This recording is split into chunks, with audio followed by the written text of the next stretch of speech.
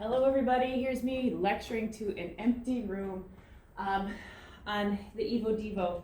So far you should have read the article, that New York Times article, and answered the questions, and you should have watched that NOVA video, that clip from Evolution. That gives a great illustration as to how genes and regulation of gene expression is critically important for development of organisms, and then how that relates to evolution, changes in species over time. All right, so to start out with here, whenever we have one of these images here, this would be where I would get out the sticks of chance and I would call on somebody to say, hey, what do you notice here? I also have a red box around the important vocabulary component of it, and then there's a textbook number, page number for you to read up about that particular vocabulary term or idea related to EvoDevo. So we're starting here with very, very early development. Actually, before the egg is even fertilized, we notice that there are cytoplasmic determinants that are in the cytoplasm of the egg cell. Those cytoplasmic determinants, once the egg is fertilized, are going to end up leading to the determination of which end of the embryo is going to end up being the head end versus which end of the embryo ends up being the tail end, because of the unequal distribution of those cytoplasmic determinants within the cell. So those particular protein, or they could be RNA molecules, are things that are going to end up triggering gene expression differently in this end of the embryo compared to that end of the embryo. So think about the zebrafish embryos that we looked at in October. You know, you had a fertilized egg. How did it know from that clump of cells maybe that you initially saw, how did it know which end was going to become the head end of the fish versus the tail end of the fish? Step number one is cytoplasmic determinants.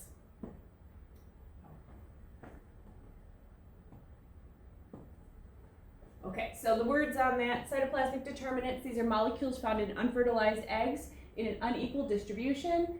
After cell division, the two cells end up with different concentrations of each of the two different cytoplasmic determinants, and that signals the polar axis, head end versus tail end of the embryo. So this is the very first thing that's going to lead to development and relating to genes.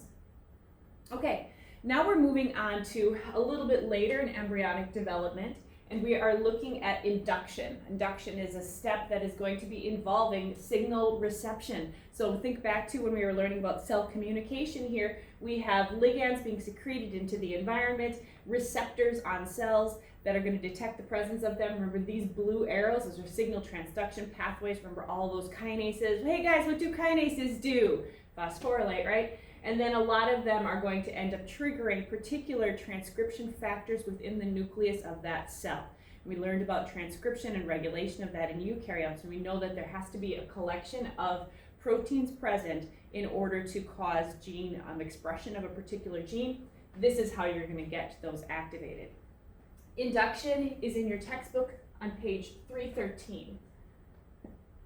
All right, so here's an example of induction here. So just really a very generic example here that we're looking at, not really even any particular organism, just an example. So here we have cell 3 and cell 4. We can zoom in on the connection between cell 3 and cell 4. Now notice this is still signal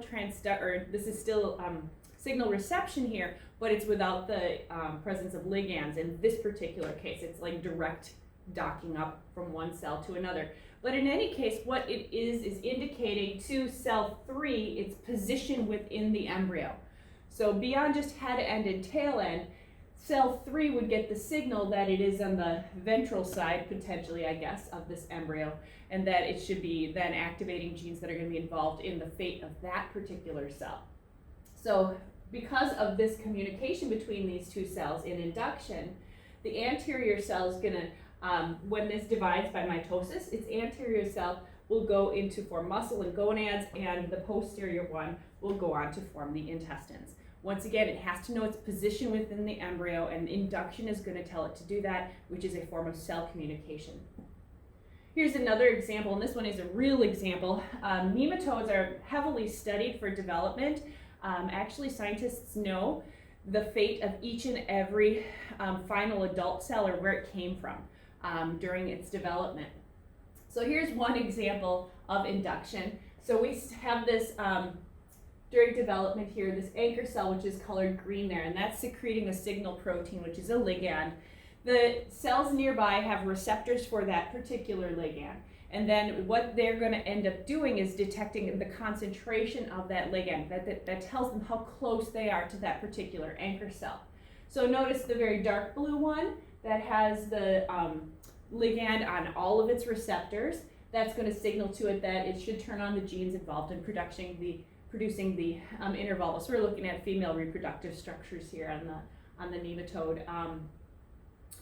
Those cells that are a little farther away have some signaling, or some of the molecules present on their receptors are going to be triggered to become outer vulva, versus the other ones that do not have the receptors covered by ligands. Ligands are docking with them. They're a distance away from that anchor cell, then they just become epidermal cells.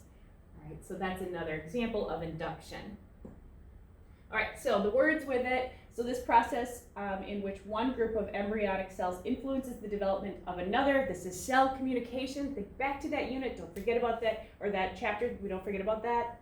So this is going to be triggering a component in development due to changes in gene expression.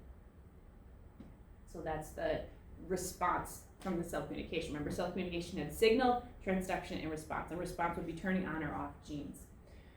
All right, so I don't remember why I have the slide in here, but this is a book, if you're interested in EvoDevo, that was written by Dr. Sean Carroll, UW-Madison. Awesome. So if you want to take a look at that, he's written some other books since this one as well. Okay, finally we get into Hox genes. So they were talking about this in the video too, and then there was also that song, the EvoDevo a cappella song. And if you didn't get a chance to watch that, it might be actually after this lecture in the itinerary for the day. Watch it, it's funny. Okay, so what we're looking at here is kind of the next level of development, where we're going to turn on segmentation within an embryo. So cool, Hox genes are neat. Hox genes are very cool. They tend to be in these clusters within a chromosome in the order of their body regions. They wouldn't have to be in that order, but they just are. It's kind of cool. The page number in your textbook, 360 to 361 for Hox genes. Hox genes is a contraction basically for homeobox containing genes. These are genes that control development of body regions. Okay, so this is, like I said, going to be involved in segmentation, different parts of the body doing different jobs. All of the homeotic genes contain this homeobox, which is a 180 nucleotide sequence that's highly conserved, which means it must be very important. And it's seen in evolution from within all of the animals for the most part. Very highly conserved. So fruit flies have them, but we also have them as well, for example. Okay, so this is the homeobox containing section would be the DNA binding region of the protein.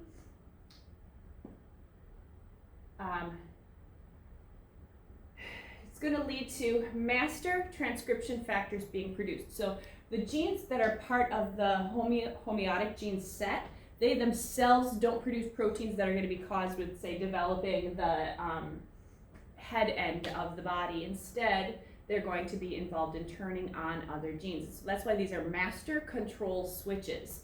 When they're turned on and in what segments they're turned on is going to lead to, say, the development of a leg compared to an antenna, compared to a place that's going to have wings compared to the hind region, and so on.